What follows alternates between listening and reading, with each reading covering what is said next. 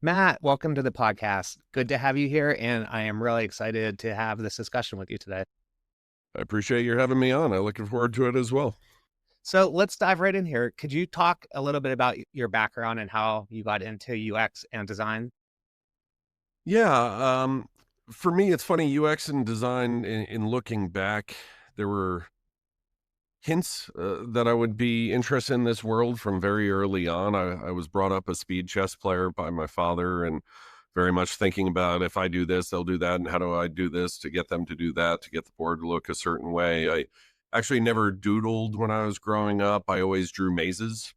So actually, all of my high school notebooks are just filled with mazes that I drew, and some of which were pretty complicated. And then I actually really got annoyed when somebody would solve my maze from going from the end to the beginning. So I started actually drawing mazes from both directions, where I would start from the end and from the beginning and then meet in the middle and then cross off different paths. So there's only one path through. So it was just as difficult one way or the other. And seventh grade, I wrote a choose your own adventure story that was like a 65-page story with, if you pick up the sword, go to page 39. And it was always sort of in my DNA, I think, looking back. But undergrad, I actually went to Notre Dame for marketing and film and video production. And then I was looking at NYU for grad school at their film school and wound up discovering ITP, the Interactive Telecommunications program there.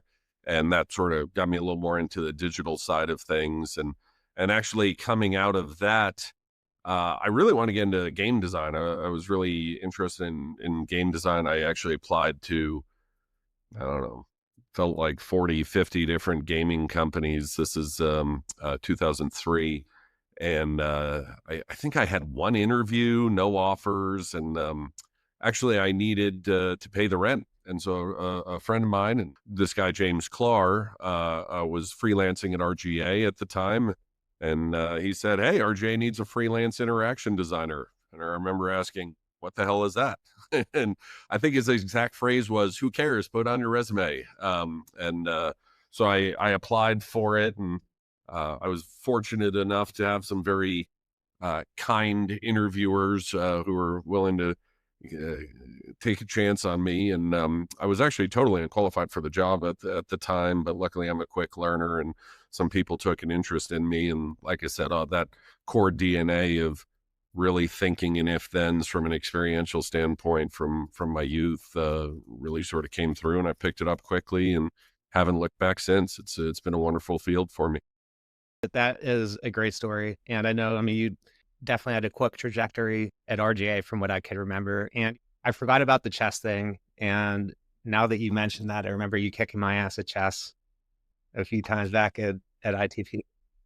I was the nerd in high school who actually, it's funny. I was very blended in high school, where I didn't really belong to any particular scene, but I could hang out in every scene. I could hang out with the jocks because I was captain of soccer team and played hockey and lacrosse. I could hang out with the theater kids because I was in 5 different musical groups, choral groups and a cappella groups and orchestral groups and bands. I played Bug House for you chess nerds. For those of you who are not chess nerds, that's 4-person chess, where you know, um, uh, have a teammate and you're playing on 2 boards in 4-person chess. So I used to be the nerd in the computer lab playing Bug House with my friends there. And yeah, but yeah, chess has been a bit of a constant through my life. Very cool. And could you talk a little bit about your path through the agency scene and ending up where you are today at Greenstone? Sometimes you make your own luck, other times you're just lucky. I was kind of lucky when it came to stumbling into that early 2000s RGA Nike team. It was, in hindsight, an absolutely mind-blowing collection of talent working on a amazingly innovative and courageous client. That Nike stage, and I was there 2003 to 2005. I mean, looking back, it's just a who's who of folks who are, just absolutely epic talents running, so many different amazing things these days. And yeah, I would say RGA, I learned how to do a craft. And thanks to folks like Rich Ting and Pat Stern and Kip Wojtek and others, really Jason Marks and on, like, really helped me, yeah, learn how to do a craft. And I had an amazing fork in the road, and this is probably more in the category of, a little bit more make your own luck, but I also being really lucky. So 2003, I'd sort of, risen through the ranks a little bit, and I'd run the Nike ID first redesign, and I was on my third generation of Nike Gridiron, and I was working on the Nike training log for both Nike Running and Nike Gridiron.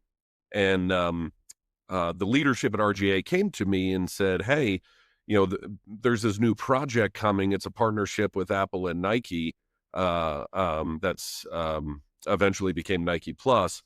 And they said, because you've been running Nike Training Log, we would love to have you run the UX for this new partnership, and wherever that goes, the chip in the shoe, and one of the first kind of connected devices and in the wearables like that. And it sounded absolutely fascinating. I didn't totally understand it at the moment, but I knew if it was a partnership with Apple and Nike, it must be pretty cool.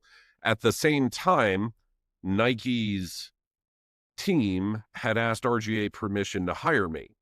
So I was actually interviewing to move to Portland to work as a team sports producer at Nike, and interviewing there. And then at the same time, I got my job offer from Nike. My colleague Winston Bench got a job offer from Crispin Porter and McGusky down in Miami, and asked me if I, wanted to go with them.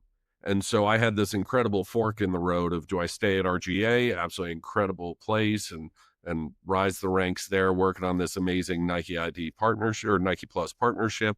Do I jump ship over to Portland and go client side and be a team sports producer, which would have been a whole new direction because I wasn't a producer or a project lead or product leader like that.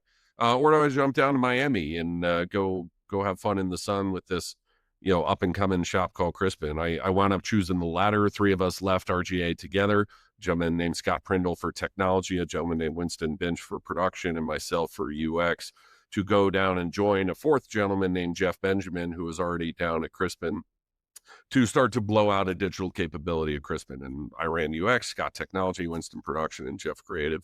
And yeah, the four of us had a pretty good run. And while RGA was having its own meteoric rise, we had a pretty good run at Crispin as well. This is, kind of the 2006 to 2010 realm.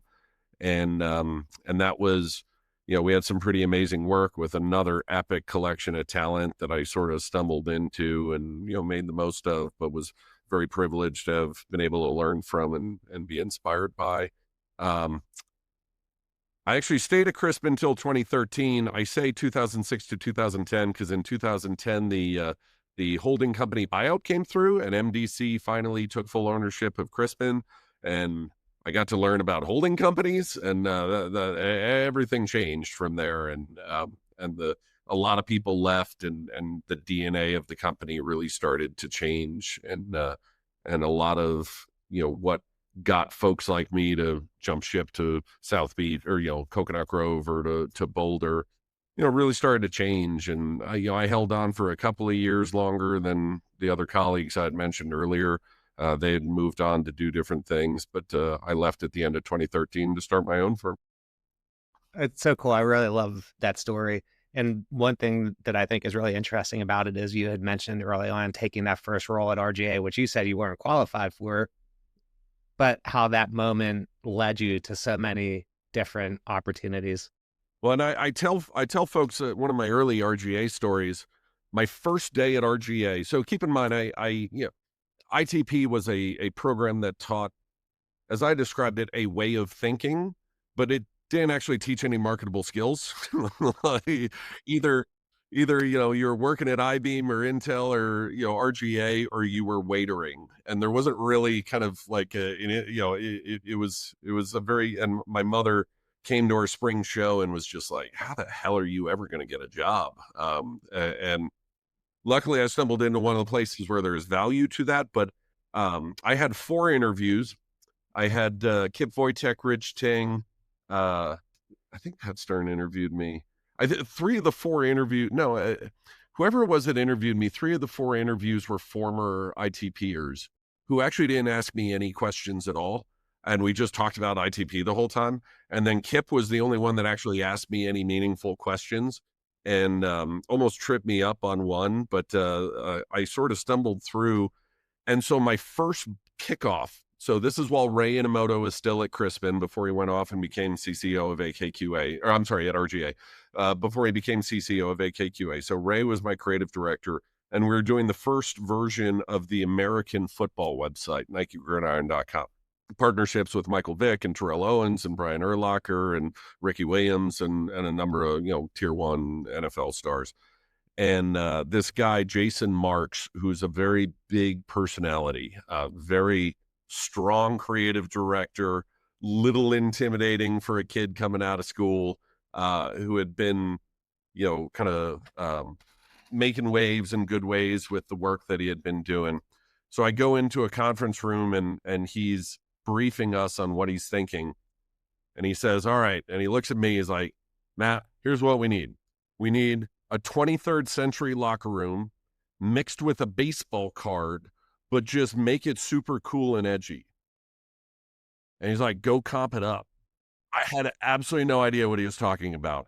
I had used InDesign like 3 times before, and that was the program that we were supposed to be using. I'd used it a little bit more, but I'd never made a wireframe before. I had made websites, but not really designed them all that much, just portfolio sites for school and whatever else.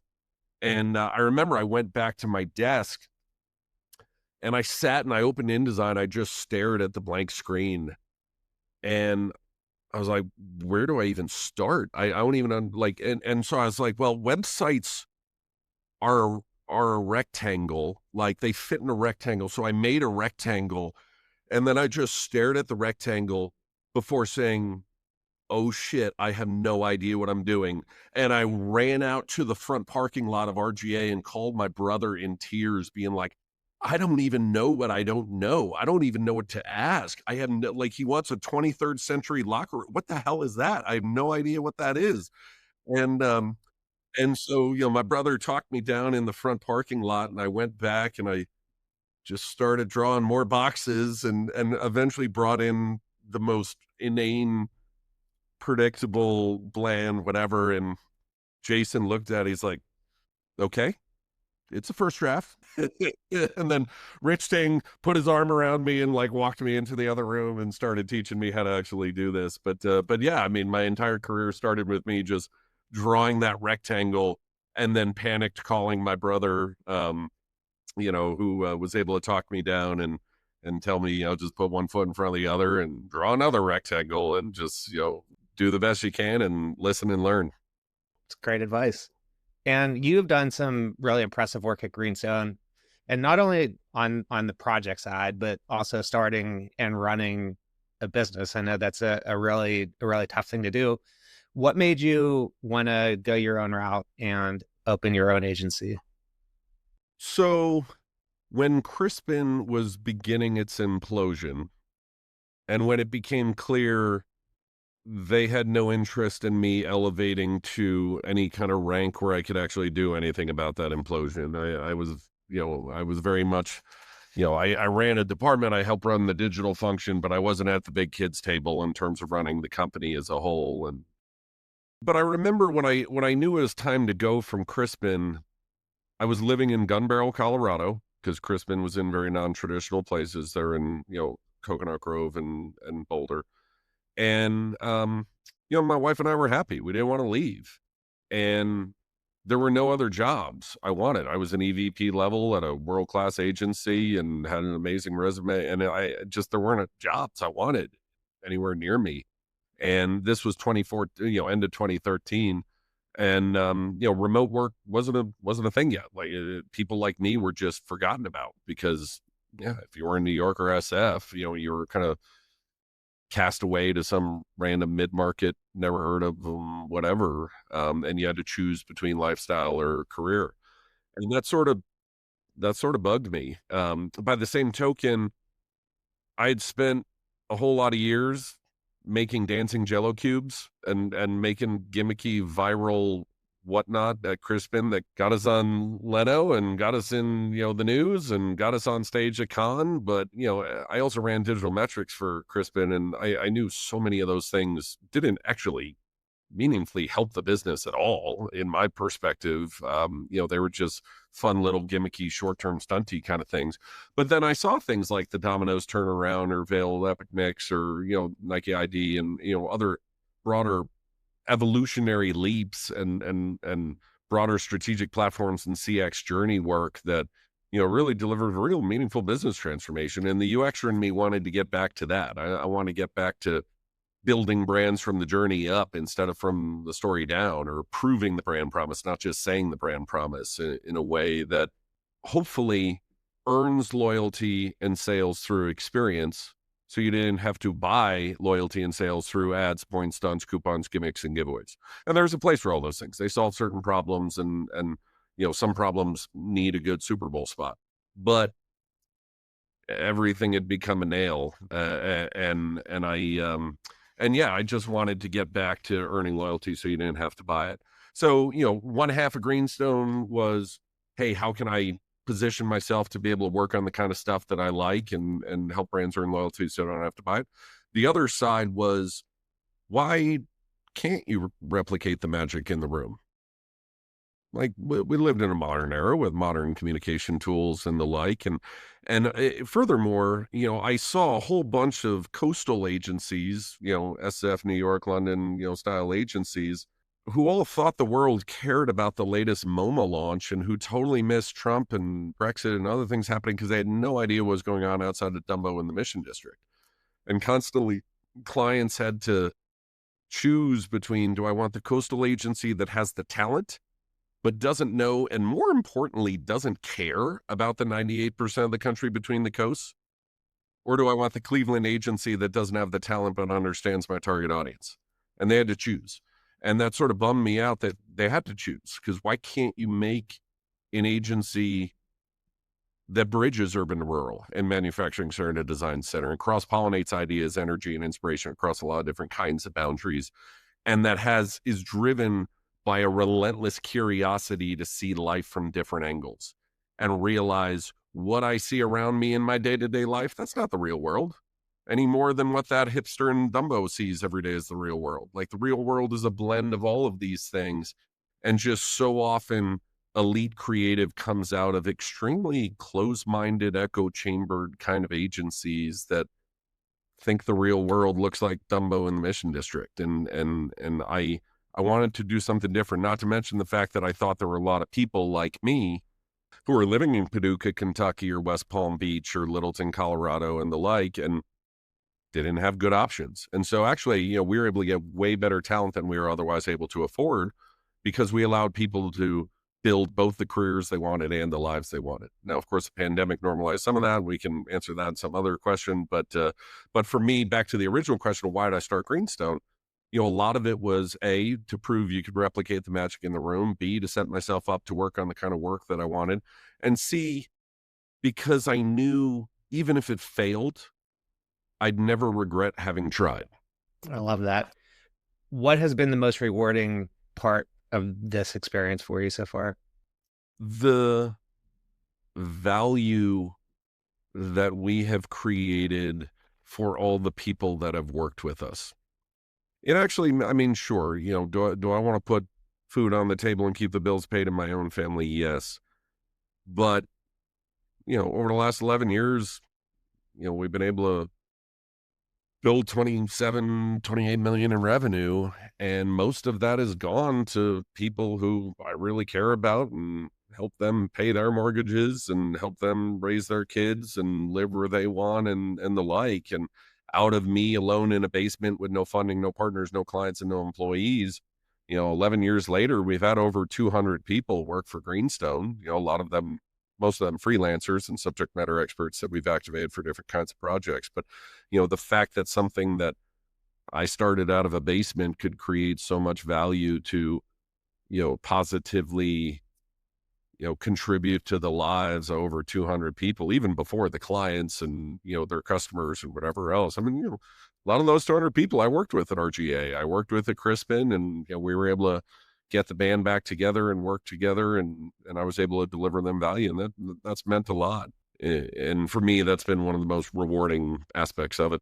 Great answer and congrats on what you've done so far. Thank you. What advice would you have for anyone out there thinking about starting their own business? I would say a few. One, it may not work, but you'll rarely regret having tried, like I said earlier. And if you're of the DNA, it's worth it to just try. And if you fail, all right, go get another job. I would say I can speak to consultancy agency world and people thinking of starting their own firm, like design firm or agency or consultancy. I dramatically underestimated how difficult it is to do biz dev. I had pitched 100 things, but somebody else had always gotten us in the room in the first place. And the dark art of how do you get in the room in the first place? How do you actually get even into the consideration set in the first place to even be able to pitch it in the first place? That took me 3 years to figure out. Even with my resume and my pedigree and my sometimes overly enthusiastic bravado, like that is not easy. It's solvable, and there's a lot of value to it once you solve it, but don't underestimate how difficult that is.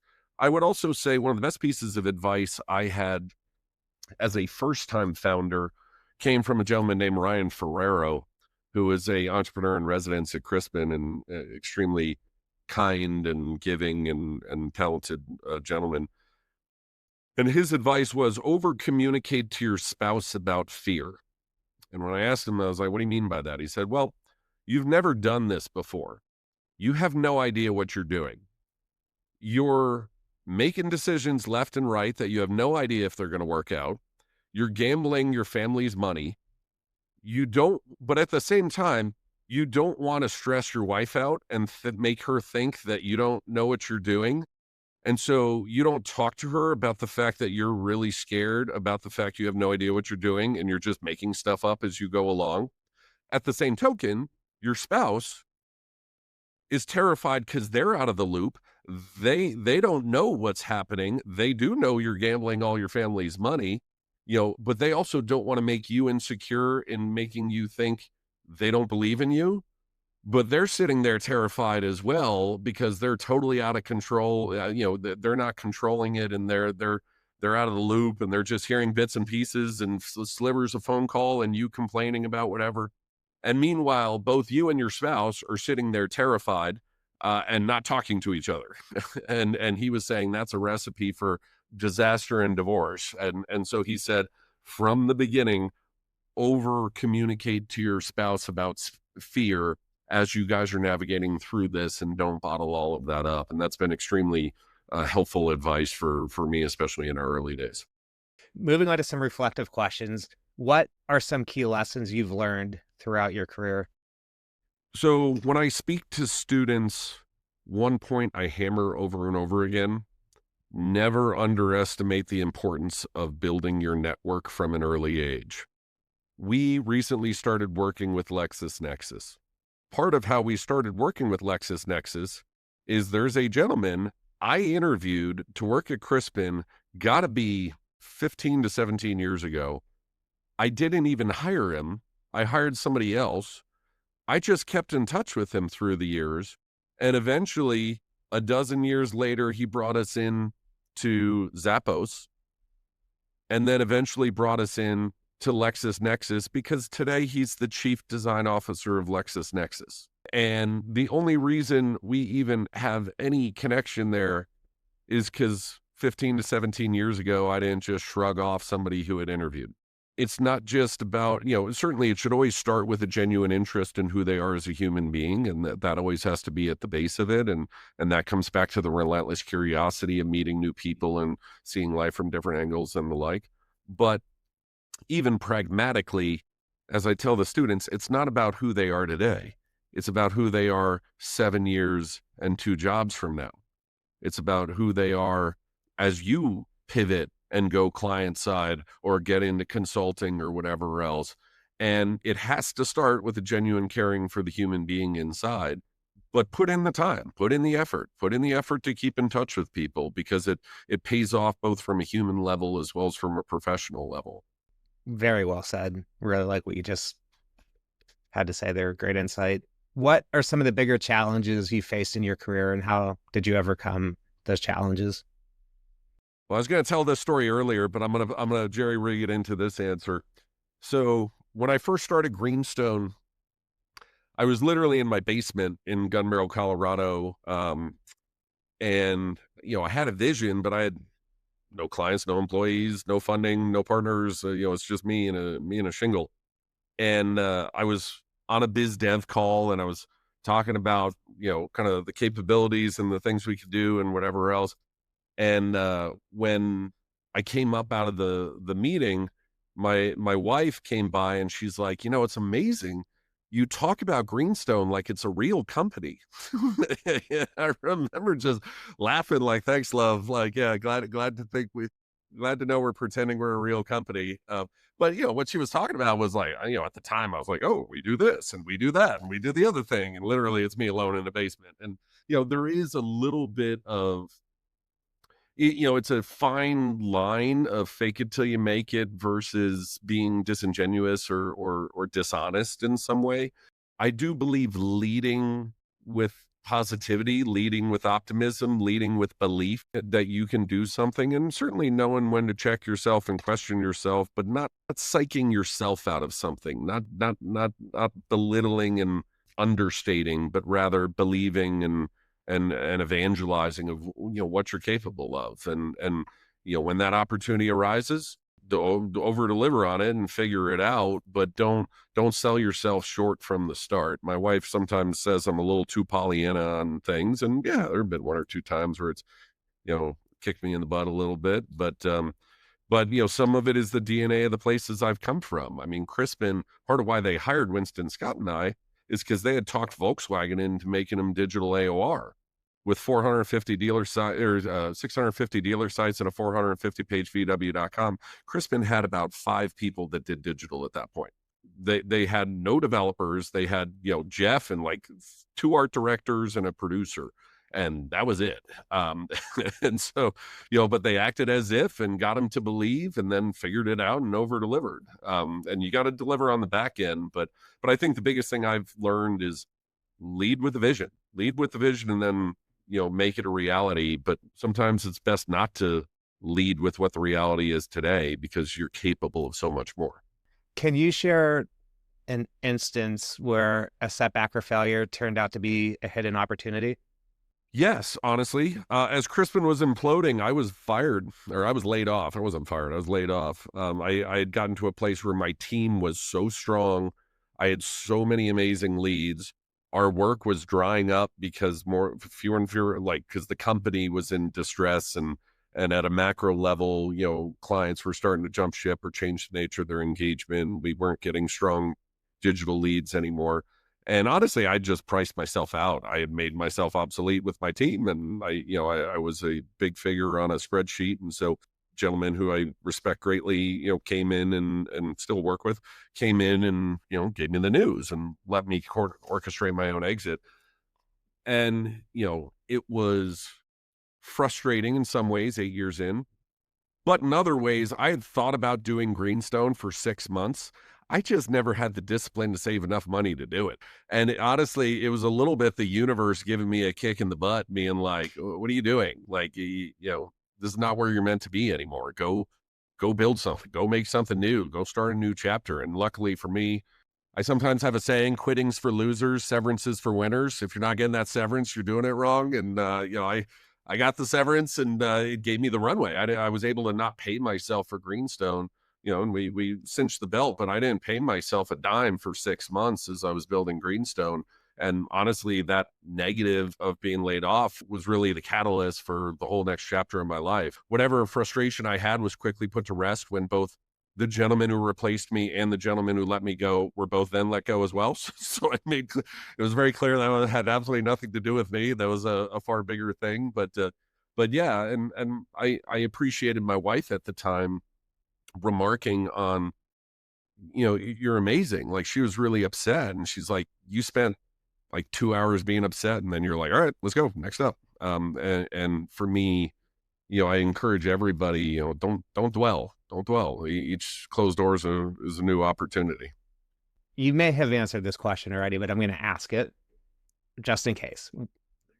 Can you recall a moment in your career that significantly influenced your path?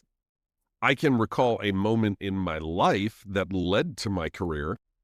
So I was a freshman in high school, and I wasn't really big into science at all.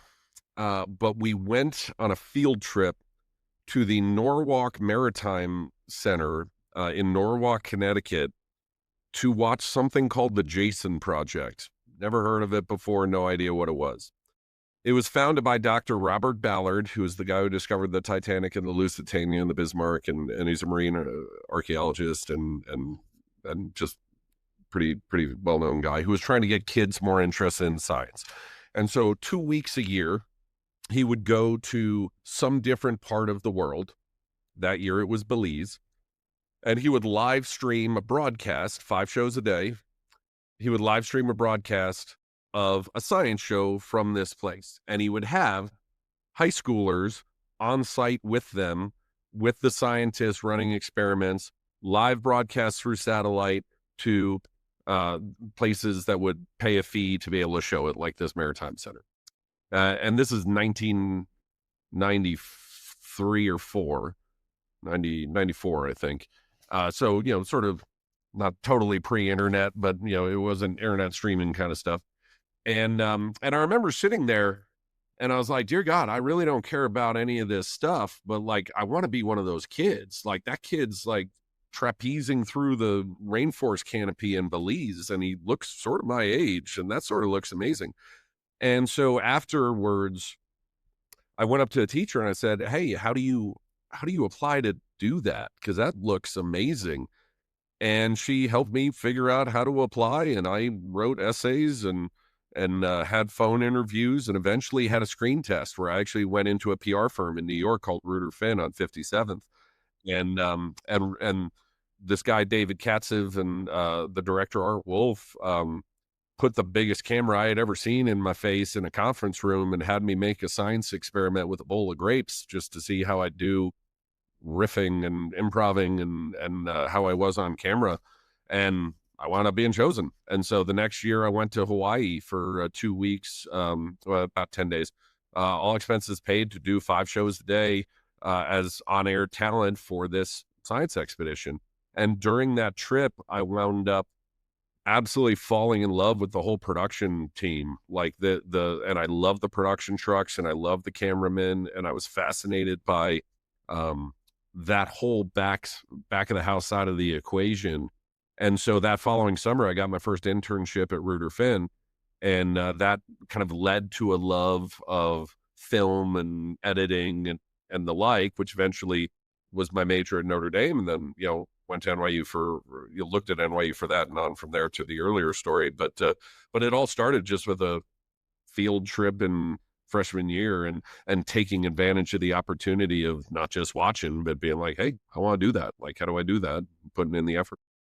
It's another great story, and another just really cool example of doing something that you just thought you had to do, and it turned into something which in some way changed your life. I am glad you think it's a cool story, because I always tell my kids that story and they just roll their eyes, and I'm like, no, you got to take advantage of your opportunities. You got to do that. Then, yeah, they don't think that's a cool story. They're like, that's kind of dorky, Dad.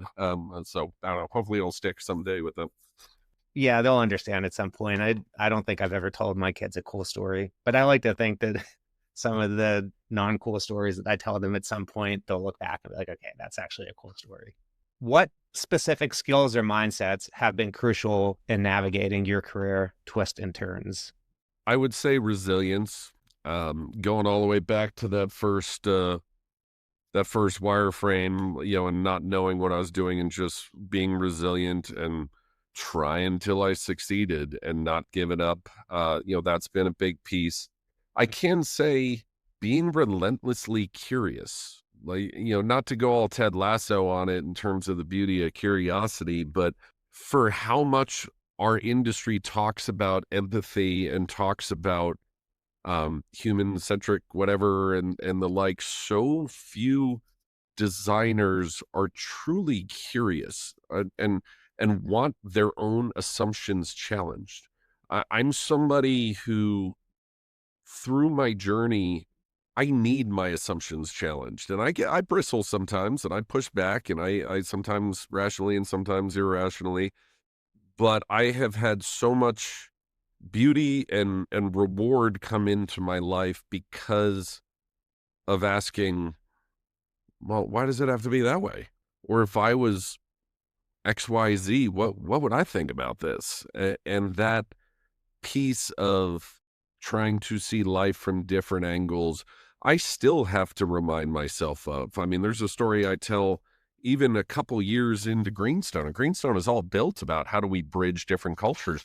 I was walking through an airport at Charlotte, and I was there for some client meetings, and I remember I walked by and I saw a magazine, and it was Garden and Gun magazine. And I remember I laughed because I was brought up a jaded East Coaster who was living out in the West and whatever. And I remember just laughing, being like, Southerners and their gardens and guns and whatever else. And like my friend Charlie Humphreys, God bless him, who grew up not too far from there. He's like, hey, you don't understand. That's a very high society magazine for the South. And they have the best columnists and best music reviewers and best culinary specialists and whatever. And he's like, that's a real big deal down here. And that's and I was just sort of chuckling at it. And for me, Greenstone, I want it to be a place where we have a virtual newsstand where Timeout SF is next to Garden and Gun, is next to the Village Voice, is next to the Anchorage Daily, is next to the Littleton Gazette. And you can just see what people are talking about. And it's one thing to like have access to all that stuff. It's another thing to build a DNA and a culture that is truly curious. Why do you live in Copac? Why do you live in Moncton, Canada? What can we learn from Moncton? Like, what's your favorite? My favorite exercise that we did at Greenstone at one point in a retreat, I had everybody give me a picture of their favorite thing about where they lived. And I didn't explain it. We just put it up on screen, and there was like a trivia of like, who is this and what does it represent? Like, what town does it represent? And somebody from New York put a takeout menu because she's like, my favorite thing about New York is I can order absolutely anything 24 hours a day from any cuisine in the world. And that's the beauty of that. Another person put a water mill that they, would go to with their kid and fish at. And another person would, and on from there. But the DNA behind that, of that curiosity and that wanting to see life from different angles has served me extraordinarily well through the years, and that challenging of assumptions and the like. So I don't know, long answer. I don't even know what the original question was, but hopefully something in there made sense. It was I think, a very good answer. I think you hit that one. With hindsight, what would you do differently in your career? I would have probably left Crispin a little bit earlier. When it became clear the direction it was headed. And for those of you who are listening who don't even know what Crispin is anymore, that's because they sort of imploded over the last decade, and they were the agency of the decade by Ad Age from 2000 to 2010, and it was a pretty amazing journey. But now I think they've been folded in with a couple other agencies under Stagwell, and they're a very different thing today. But I would say I would have left Crispin a little bit earlier when I saw where that was going. I would also say at Greenstone, two things. One, I would have gotten a strong CFO way earlier. I didn't get a strong CFO until probably 8 years into Greenstone, and that was a mistake. I should have had a CFO from the beginning who was a bit of a check and balance on me, being sole partner. I would also say continuously innovating our approach, and not, there have been times where we're a little too complacent and just doing the same thing we had always done, and lost some of that innovative edge that we had at the beginning. And we're working hard to, make sure we don't lose that again. Okay, I'm going to jump to something a little bit different here. What do you think the future of design looks like? I think at the end of the day, design will still be about finding ways to provide meaningful value to people through experiences, whether that be entertainment value, whether that be financial value, utilitarian value, or whatever it might be. I don't think the role, the purpose of design will change at all. Certainly, the mechanics are changing, and there is a beauty to, with AI, everybody can have their own creative team. Used to be, you had to work 10 years to work your way up to be an ACD, to have, kind of minions with, sets of hands to go comp up the things that you had in your head. Now you can do that when you're still in high school. Like you have, you can be a creative director whenever you want and just have a whole team of AI bots generating your visions for you. And I mean, there's power in that, and there's beauty in that to unlock ideas and opportunities from across the seniority spectrum, and to more quickly and efficiently flesh out the good from the bad, and the real from the not, even if you don't have the title and the rank. And I love that thought. I mean, I think certainly design is moving to a place of don't tell me, show me. And there are no excuses anymore. Just coming in with an idea board, or just coming in with a comp, like come in with a prototype, and show me that it can work. I hope that there will be a bit of a backlash to a better balance between design by numbers and design by instinct. There's a analogy that I heard at the City Club in Boulder at one point by a gentleman, Parker, I think his name was, who told a great analogy, but the net of it was, I climbed to the top of the ladder only to realize I was leaning against the wrong wall. And so often you just get focused on the rungs, the tenth of a tenth of a tenth conversion bump, and you're just so focused on, that quarterly, report or whatever else, that you totally lose track of where the hell are we even climbing to? And are we going to like the view when we get up there? And not that everybody should always be doing evolutionary leaps as opposed to incremental evolution, but, when we took over Domino's at Crispin, sure, there was the whole our pizza sucks Domino's turnaround thing. And there were, utilities like Pizza Tracker and things like that we had created. But the site itself, it had been multivariate tested to death. I mean, it had been optimized and analyzed and statistically validated and A/B tested, and it had been designed by numbers to death, and it looked like a goddamn FedEx site. Like, I mean, it had zero meaning, soul, personality, ownable, anything. It was just slap in logo here and who cares? Like, and for us, part of why we were able to have the success with Domino's that we had across the board wasn't because we didn't test it and analyze it enough. It was because we took an evolutionary leap that stepped back and said, oh, wait, where the hell are we even climbing to? And why? And so my hope is for the future of design is that, we get a little bit better with the efficiencies that AI and other tools bring, to have the time to step back and say, where the hell are we climbing to and why, a little bit more often than we have been in the last 10 years. That's a good outlook.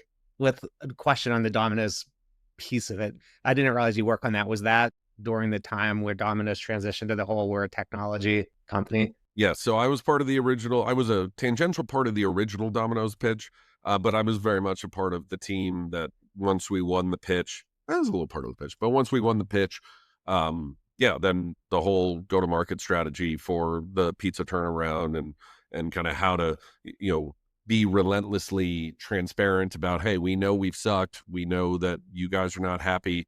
We're going to do better. And not only we're going to say we're going to do better, send us pictures of your pizza and we'll actually publish what you send us up on the website. We want the world to see, are we getting better? And if we send you bad pizza, we're going to put it up there and say, hey, this wasn't good enough. We're going to do better. And how do you find new utilities like Pizza Tracker? That was very simple at the time, but a complete differentiation story in a totally commoditized industry like pizza.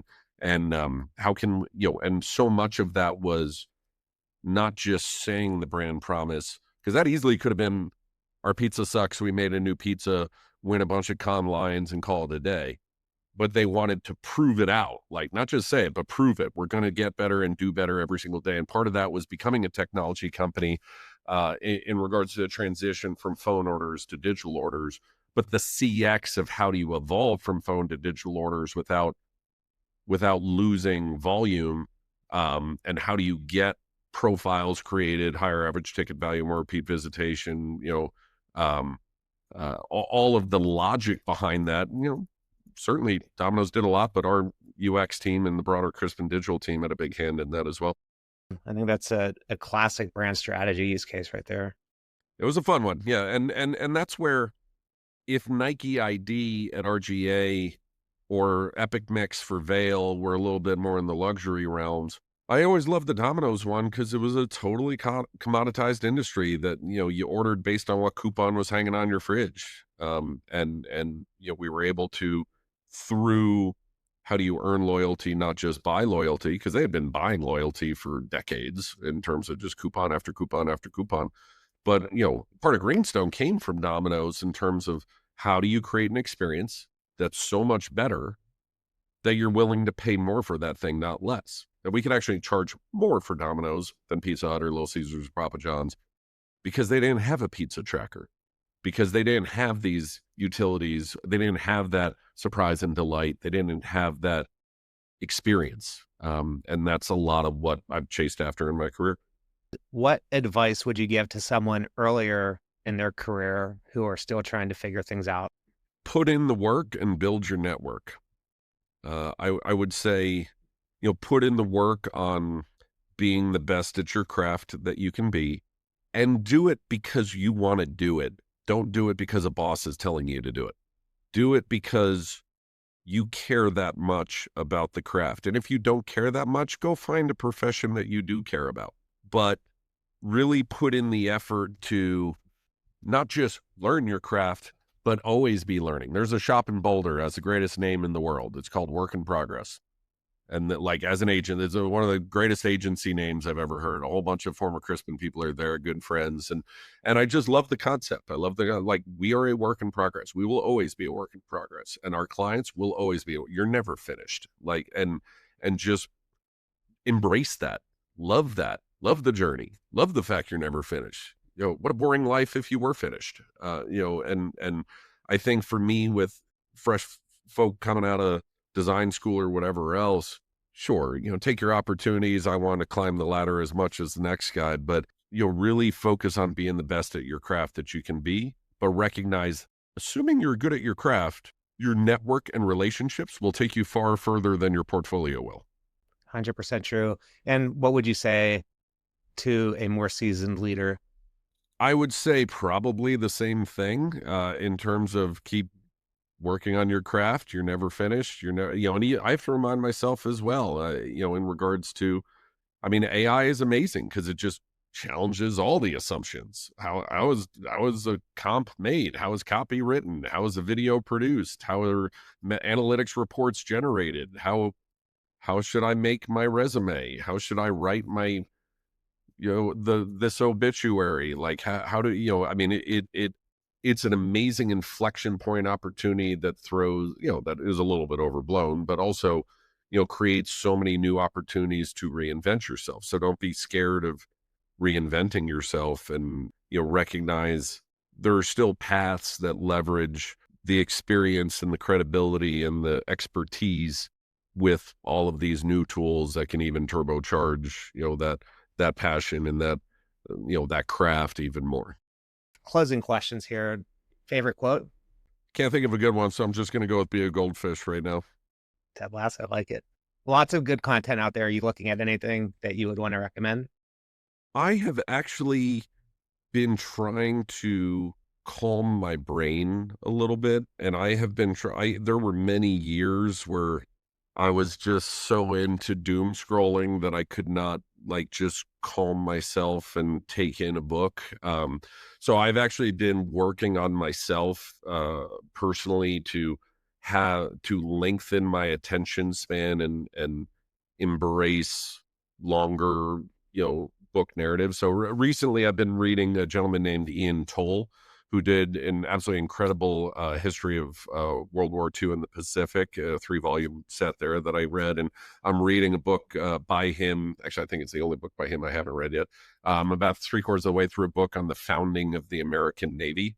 And that's been pretty fascinating. But for me, it's not even as much the book as it is me being able to calm myself and focus after 20 years of creative directing at an agency and spending 15 minutes on this and then on that and then to that and then to that and then running an agency. And Jesus, I haven't been able to focus on one client or one project or one thing probably since 2006. Lastly, where can people find you? Probably easiest way to find me is go through greenstone.co. Or just hit me up on LinkedIn. I tend to check my LinkedIn reasonably well, but I am somebody who does believe in building network and believes in virtual coffees and really wants to meet new people who have fresh perspectives. So yeah, if anybody's listening to this and up for a virtual coffee, hey, if you care enough to listen to Ryan's podcast, I have great respect for Ryan, so I'd love to meet you as well. All right. Well, thank you so much for taking time to do this today. I think this was an awesome conversation. Super excited to get this episode out. I appreciate it. Appreciate you having me. That's it for today's episode. Let's keep the conversation going. Drop a comment with your thoughts, like this episode if it resonated with you, and share it with someone who might benefit. And don't forget to follow so you never miss an episode. Thanks for being part of this journey with us. Until next time.